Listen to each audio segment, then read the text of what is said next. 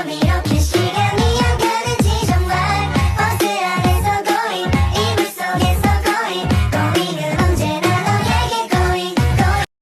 Halo teman-teman, di sini saya akan menjelaskan materi mengenai sosialisasi dan mobilitas sosial. Nah, yang pertama di sini kita akan belajar mengenai sosialisasi. Yang pertama yaitu ada pengertian. Sosialisasi merupakan proses penghayatan nilai dan norma sosial ke dalam individu untuk penyesuaian diri sebagai anggota kelompok atau masyarakat. Nah, sosialisasi itu juga memiliki tujuan. Yang pertama, itu memberikan keterampilan kepada seseorang untuk dapat hidup bermasyarakat, mengembangkan nilai kemampuan seseorang dalam berkomunikasi secara efektif, mengembangkan fungsi-fungsi organik melalui introspeksi yang tepat dengan sosialisasi.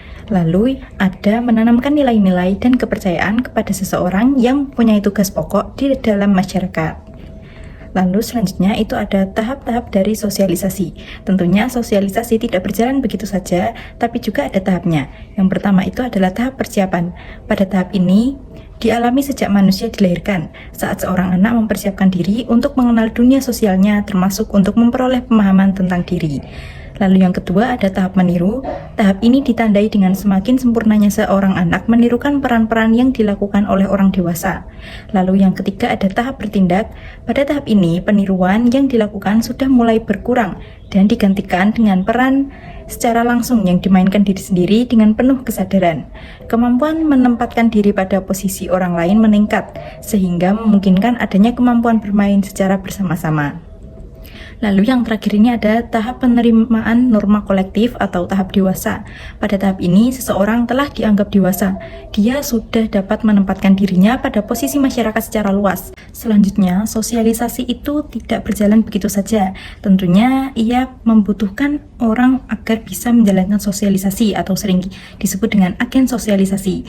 Nah, di sini agen sosialisasi itu ada keluarga, teman, media massa, agama, lingkungan tempat tinggal, dan lingkungan kerja.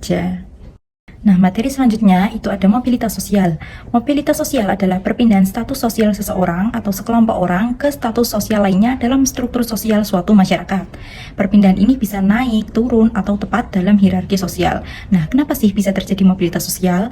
Status sosial seseorang bisa berubah karena beberapa faktor seperti pendidikan dan pekerjaan. Nah, misalnya itu seseorang dengan akses pendidikan yang baik bisa mendapatkan pekerjaan yang baik dan membawanya ke posisi sosial yang lebih tinggi. Sebaliknya, ketika seseorang kehilangan pekerjaan atau kebangkrutan, maka ia akan berpindah ke status sosial yang lebih rendah. Langsung saja kita masuk ke bentuk-bentuk mobilitas sosial. Ada 4, yaitu horizontal, vertikal, antargenerasi, dan intragenerasi. Nah, yang pertama ini ada mobilitas sosial horizontal, yaitu perpindahan yang setara. Contohnya, seorang karyawan yang berpindah dari suatu perusahaan ke perusahaan lainnya dengan posisi dan gaji yang sama. Lalu ada mobilitas vertikal, yaitu perubahan posisi dalam struktur sosial yang melibatkan pergerakan posisi yang berbeda, bisa naik ataupun turun. Nah, di sini ada dibagi menjadi 2 lagi, yaitu vertikal naik dan turun. Yang pertama itu ada vertikal turun, terjadi ketika seseorang atau sekelompok yang mengalami penurunan posisi atau status sosial. Ini bisa karena kebangkrutan, kehilangan pekerjaan, dan faktor lainnya. Lalu ada vertikal naik, terjadi jika seseorang atau kelompok meraih posisi tertentu yang lebih tinggi dari awalnya. Hal ini bisa dicapai melalui pendidikan, pekerjaan, dan faktor lain juga. Lalu selanjutnya ada mobilitas antar generasi.